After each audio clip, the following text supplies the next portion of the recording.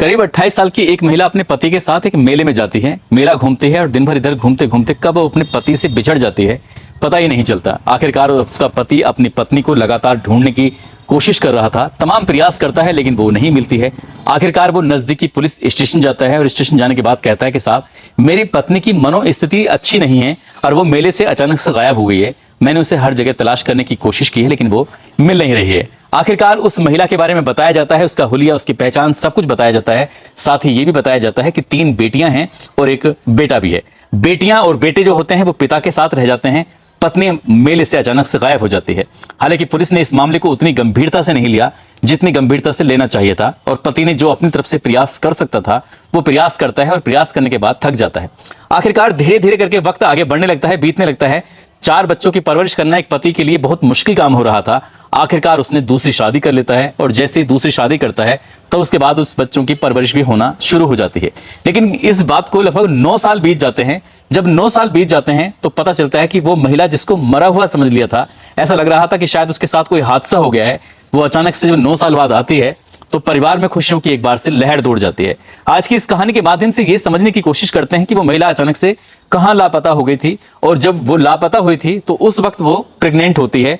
अब फिलहाल उसको एक और बेटा है जिसकी उम्र लगभग 9 साल से थोड़ी बहुत ज्यादा बताई जाती है। आदाब, नमस्कार, सत श्री अकाल। मैं उस्मान सैफी। आज की जो सच्ची घटना मैं आपको सुनाने जा रहा हूं, ये सच्ची घटना है राजस्थान प्रदेश के जिला भरतपुर की। और जिला भरतपुर में ही एक जगह लगती है बछेरा और यहाँ पर एक है आश्रम जिसका नाम है अपना घर आश्रम। दरअसल ये कहानी इसी आश्रम से शुरू होती है।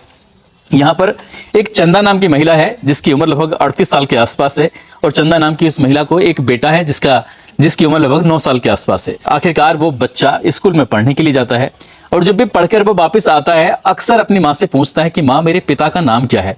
मेरी मैम भी पूछती हैं, बच्चे भी पूछते हैं। मैं समझ नहीं पाता कि आखिरकार मैं क्या कहूँ क्या ना कहूँ।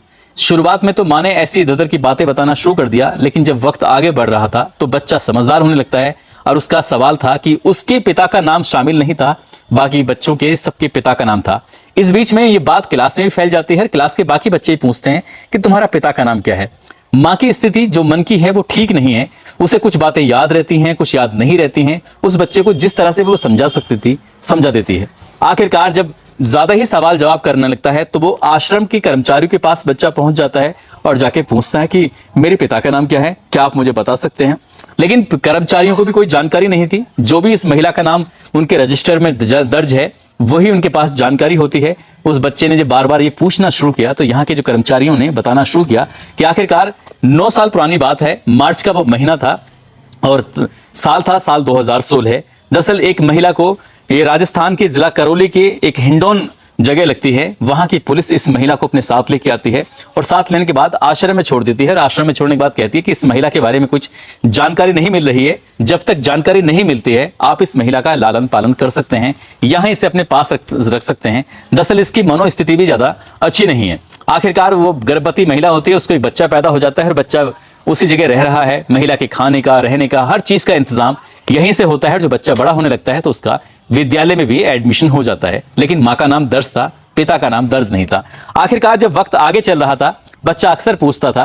पूछते पूछते जब उसने ये पूछना शुरू किया कि कुछ तो बताओ, तभी बताया जाता है कि वो महिला के बारे में कि ऐसा लगता है इसकी बोलचाल से, इसकी भाषा से जैसे कि ये छत्तीसगढ़ की रहने वाली है। आखिरकार उस बच्चे ने छत्तीसगढ़ के बारे में जानकारी जुटाना शुरू कर दिया। छत्तीसगढ़ कहाँ है भारत में, कितने उसमें जिले हैं, कितने शहर हैं, कितने कस्बे हैं, वो हर चीज को बारीक से बारीक जानने की कोशिश करता है। क्योंकि बच्चा 9 साल का जरूर था लेकिन उसने जिस जगह पर रहा था वहां पर ज्यादा उसने चीजों को देखा और ज्यादा समझने में उससे आसानी भी होती थी। आखिरकार वो अपनी माँ से पूछता था कि माँ, हमारे कस्बे का नाम क्या है, या हमारे जिले का नाम क्या है, या हमारे गांव का नाम क्या है। इस तरह की जब बातें वो बच्चा करता है तो आखिरकार उस महिला को थोड़ा बहुत कुछ याद आता है। जब थोड़ा बहुत याद आता है तो ऐसे जैसे कि भूसे के ढेर से कोई सुई तलाशने जैसी स्थिति होती है। आखिरकार उस बच्चे ने उस कर्मचारियों से कहा कि आप पता करो मेरे पापा का नाम क्या है। कर्मचारियों को भी उस बच्चे पर दया आती है।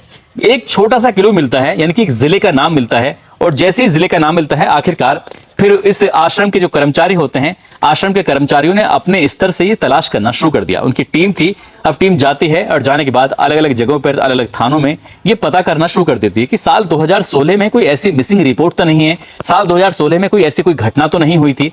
तब ये पता चलता है कि हाँ, एक घटना जरूर हुई थी। इस घटना में 4 बच्चों की मां होती है, अपने पति के साथ मेला देखने के लिए जाती है और वो अचानक से लापता हो जाती है। आखिरकार वो महिला चलती रहती है, चलते चलते पता चलता है, उसके बारे में जानकारी थोड़ी बहुत मिलने के बाद ये आई थी कि वो रायपुर पहुंच जाती है। रायपुर से एक ट्रेन में बैठ जाती है, ट्रेन से इधर से उधर लगातार सफर कर रही थी और सफर करते करते कब वो राजस्थान के इस किरोली जिले के हिंडोन में पहुंच जाती है। वहां शायद मंदिर में कुछ दिनों के लिए उसने शरण ले ली थी, लेकिन जैसे जैसे वक्त आगे बीत रहा था वैसे वैसे उस महिला का जो पेट था वो बढ़ रहा था, क्योंकि वो गर्भवती जो थी। आखिरकार वो पुलिस तक पहुंचती है, पुलिस ने वहां तक पहुंचाया। जब पुलिस ने अपनी तरफ तरीके से ये पता करने की कोशिश की तो पुलिस को सफलता नहीं मिल पाती है। लेकिन इस घटना के लगभग 9 साल बीतने के बाद, साल 2025 की बात है, जुलाई का वो महीना था, आखिरकार आश्रम की टीम ने उस घर को तलाश कर लिया जिस घर से वो महिला लापता हुई थी, गायब हुई थी। वहां से एक नंबर मिलता है और नंबर जब लेके आते हैं तो उस महिला के उस वक्त जो बच्चे थे वो बड़े हो जाते हैं। सबसे बड़ी वाली बेटी 24 साल की हो जाती है, उसके दूसरे नंबर की जो बेटी होती है वो 22 साल की हो जाती है, जो बेटा है उसकी उम्र 20 साल हो जाती है, और जो सबसे छोटी बेटी थी उस वक्त 4 साल की, यार वो 10 साल के आसपास हो जाती है, 14 साल के आसपास की हो जाती है। आखिरकार इसके बारे में अब उन परिवार वालों को, उन लड़कियों के बारे में पता चलता है कि लड़की की भी शादी हो चुकी है, जो बड़ी बेटियां हैं दोनों, और जो बेटा है उसकी भी शादी हो चुकी है। उन लड़कियों ने अपने पति से बातचीत की। दरअसल जैसे ही उसके पिता ने, यानी कि उन बच्चों के पिता ने शादी कर लेता है, शादी करने के बाद जब एक नई महिला आती है, उन बच्चों के प्रति इनका लाड़ प्यार कुछ ऐसा नहीं था जिसे उम्मीद की गई थी, जिस हिसाब से शादी की गई थी। जो बेटियां थी उनको भी बेवजह परेशान किया जाने लगता है, बेटे को भी बेवजह परेशान किया जाने लगता है। तो कहीं ना कहीं परिवार में जो बच्चे थे उनको दिक्कतें, परेशानियां बढ़ने लगती हैं, और उन बच्चों ने फिर अपने ही हिसाब से जहां मन था वहां शादी कर लेते हैं और वो अपने अपने काम से कहीं दूर निकल जाते हैं। आखिरकार जब एक फोन पहुंचता है इस आश्रम से कि यहां इस नाम की एक महिला है जो कि लापता हो गई थी, गायब हो गई थी, क्या तुम उससे मिलना चाहोगे, क्या तुम इसे देखना चाहोगे।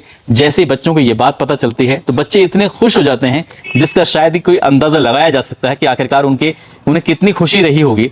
बच्चों को जब पता चलता है तो बच्चों ने अपनी तरफ से उन्हें ये प्रयास करना शुरू कर दिया, आश्रम से संपर्क साधा, और संपर्क साधने के बाद आखिरकार 21 अगस्त 2025 को वो परिवार के लोग उस आश्रम में पहुंच जाते हैं, और आश्रम में जाने के बाद उस महिला को उनके सुपुर्द कर दिया जाता है। साथ में उसका 9 साल का बेटा होता है जो लगातार अपने पिता के बारे में पूछता था। जब वो घर जाता है तो उसे पिता का नाम भी मिल जाता है, उसे एक बड़ा भाई मिल जाता है और 3 उसकी बड़ी बहन मिल जाती हैं। इन सब में अभी एक बच्चा जो छोटा है जो साथ में माँ के था ही, उनमें, और बाकी जो पहले बच्चे थे 4, उनमें से एक बेटी की शादी नहीं होती है, बाकी सबकी शादी हो चुकी थी। जब मैंने इस आश्रम से जुड़े कर्मचारियों से बातचीत की, खासकर राजेश शर्मा जी से मेरी बातचीत होती है, अपना घर आश्रम में रहने वाले, वो बताते हैं कि उनके आश्रम में ऐसे लोगों को ही पनाह दी जाती है, संरक्षण दिया जाता है जिनका कोई नहीं होता, जो लावारिस होते हैं। फिलहाल उनके आश्रम से अभी 6778 लोग जुड़े हुए हैं जिनका आता नहीं है, पता नहीं है कहाँ के रहने वाले हैं, कहाँ के नहीं रहने वाले हैं। उनके रहने का, खाने का, उनके कपड़े पहनने का, सभी तरह का इंतजाम आश्रम की तरफ से किया जाता है। अगर पूरे देश की बात करें, पूरे इंडिया में, तो उनकी 65 ब्रांच हैं, साथ ही राजस्थान में उनकी 23 ब्रांच हैं और नेपाल में उनकी 1 ब्रांच है।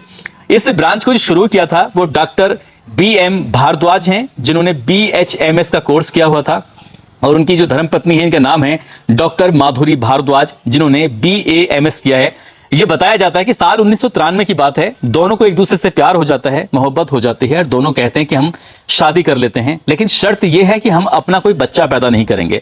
और जब बच्चा पैदा नहीं करेंगे तो क्या करेंगे, तभी उनके दिमाग में ख्याल आता है कि क्यों ना हम ऐसे लोगों को आश्रय दें जिनका कोई नहीं होता, जो लावारिस होते हैं, चाहे वह बुजुर्ग हो, चाहे वह बच्चा हो या बड़ा हो, किसी भी उम्र का क्यों ना हो। आखिरकार उन्होंने एक शर्त के साथ ये शादी कर लेते हैं। शुरुआत में उनको एक बुजुर्ग आदमी मिलता है, धीरे धीरे करके संख्या 23 तक पहुंच जाती है। साल 2020 में ये अपना घर आश्रम के नाम से एक संस्था को रजिस्टर्ड कराते हैं, और रजिस्टर्ड कराने के बाद उसके बाद फिर ये पूरी तरह से एक कानूनी प्रक्रिया के तहत अपना काम करना शुरू कर देते हैं। और आज की तारीख में इनके पास 6778 लोग अभी भी मौजूद हैं। जब मैंने इनसे पता किया कि तुमने अभी तक चंदा जैसी कितनी महिलाओं को मुलाकात कराया है, उनके परिवार से मिलवाया है, तो संख्या सुनने के बाद मुझे भी बड़ा आश्चर्य हुआ, आपको भी होगा। लगभग 35,000 लोगों को, जिसमें महिलाएं हैं, बच्चे हैं और पुरुष हैं, उनको ये मिलवा चुके हैं और उनके बिछड़े हुए लोगों को अपने परिवार से मिलवा चुके हैं।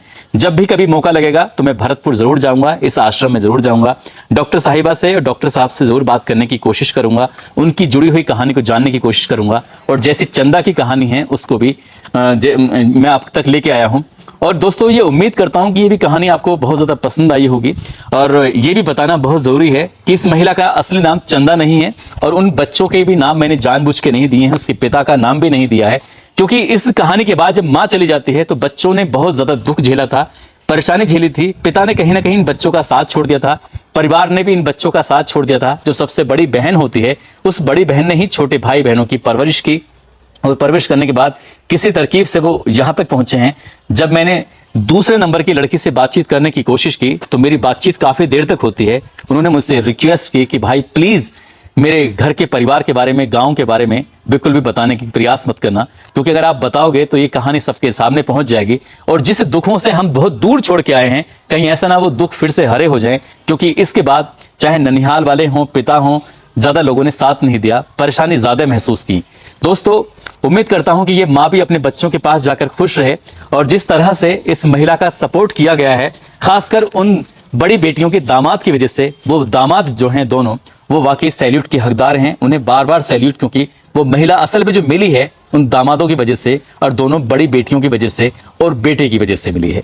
जाते जाते ये कुछ लोगों ने नाम लेने की अपील की है, जिसमें अन्नू यादव है, प्रीति त्यागी, प्रेमिला यादव, नईम अहमद है, इमामुद्दीन मंसूरी, जसवंत सिंह, सोनू त्यागी, आयशा वर्मा, नसीम यूसुफ, आसिफ खान, राजीव कुमार, प्रवीण नरवाल, अविनाश कुमार, अजहर खान, विष्णु ठाकुर, सुबोध कुमार, रोहित कश्यप, संतोष गुप्ता, सुनीता सिंह, सूरज गोस्वामी, करिश्मा, शमशाद मलिक, विजय अरोड़ा। आप सब लोग अपना ख्याल रखें, सुरक्षित रहें। जय हिंद, जय भारत।